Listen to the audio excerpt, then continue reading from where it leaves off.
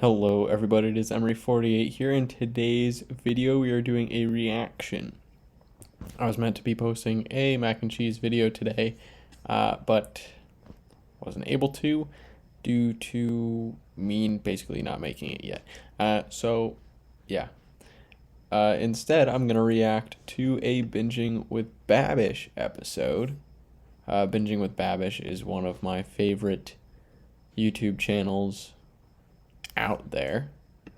It doesn't really need much introduction. It's a much bigger channel than me, but it's definitely my favorite food related YouTube video. So we are watching Binging with Babish's mac and cheese from Once Upon a Time in Hollywood today,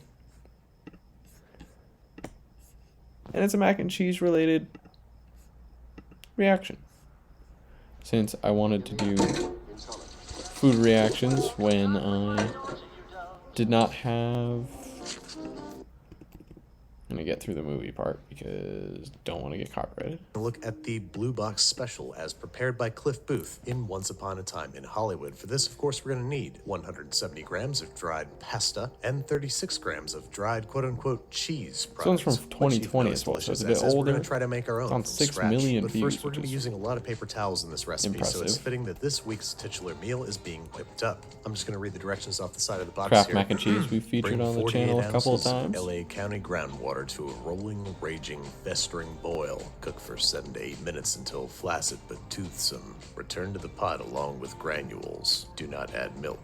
Do not add butter. Scrape your spoon against the sides of the stainless saucepan and revel in what you've come to call sustenance. Wow, the directions have really changed since I was a kid. So hopefully I don't have to tell you what this tastes like. It's Blue Box. It's the same radioactive recipe that's been keeping bleary-eyed college students alive since the 30s. And sure, I love it, but I think we can do a little better. First, with a variety of cheese powders, all widely available on Amazon. I'm also very excited about this butter powder and this buttermilk powder because they'll hopefully compensate for not adding any butter or milk. So let's formulate us a master cheese blend. The Blue Box packet comes out to 36 grams worth of cheese products, so I'm going to try to match that, but with a variety of cheeses. 21 grams of powdered cheddar, 5 grams of blue cheese powder, and 10 grams of Parmesan cheese powder. I'm also going to add about 5 grams of buttermilk powder and about 20 grams of butter powder. This, when mixed with just a little bit of leftover water from cooking the pasta, should make a fitting stand-in for the missing milk and butter. There you have it, our bespoke cheese powder mix, which, while still tasting pretty artificial, tastes a hell of a lot more like cheese than the stuff in the packet. Likewise, we're looking at 170 grams of pasta. I'm going with the same amount by weight of some dried elbow pasta. Bring your water to a steady 212 degrees Fahrenheit and then add the pasta, ironically, for only 5 minutes. So if you were to make a big batch of cheese powder, this would actually be faster to make than Blue Box. Not that that matters even a little bit. So to the nearly dry pasta, there's probably a quarter cup worth of pasta water in there. We're going to add our cheese powder, and just like Cliff Booth, mix it thoroughly with a wooden spoon until it resembles mac and cheese. And I gotta say, I like it. His style of video is just so nice. It's just so soothing listening to his voice as well. And he always likes to improve upon the actual recipe, which is really cool. Giving you something that's almost better than what was in the movie at times. Got that processed electric orange cheese flavor that you want, but it tastes a little bit more like real cheese and a little bit less bitter than Blue Box. But can we make an instant version of this dish that tastes and looks like real mac and cheese? For that, we turn to the dehydrator, where I have a selection of cheeses that have been dehydrating at 120 degrees Fahrenheit for about 12 hours. A process which, as you can see, hasn't been kind to all of them, like this sharp cheddar, and with this blue cheese hasn't really worked at all, but worked very well with the cheeses I was most excited about, including shredded Parmesan and Gruyere, but also some deli sliced white and yellow American cheese to give structure and creaminess to our eventual sauce. And while the cheddar is pretty deformed, it's still going to work fine. Just got to get it off the drying rack and out onto some paper towels set in a rimmed baking sheet. We're then going to place another layer of paper towels on top and sandwich it all between 2 baking sheets, pressing firmly and evenly to absorb as much of the oil expelled by the cheese during the drying process as possible. Then we're going to toss the cheese in the freezer for 30 minutes to get it as brittle as possible before placing it into a food food processor and blitzing. Then we're gonna let this go for about 3 minutes, only to find that our food processor does not have the horsepower to pulverize this cheese into a powder. For that, as it turns out, we're gonna need a high-powered blender. So, in other words, skip the food processor altogether and just dump it right into a blender. Blast it on high speed for about a minute until it is en fine powder. And there you go, some homemade dehydrated cheddar cheese powder made from real cheese. The only glaring difference between this and the stuff out of the packet is that this is not shelf stable, but with the help of a food-grade desiccant, it should last in the fridge for 3 to 5 months, I think.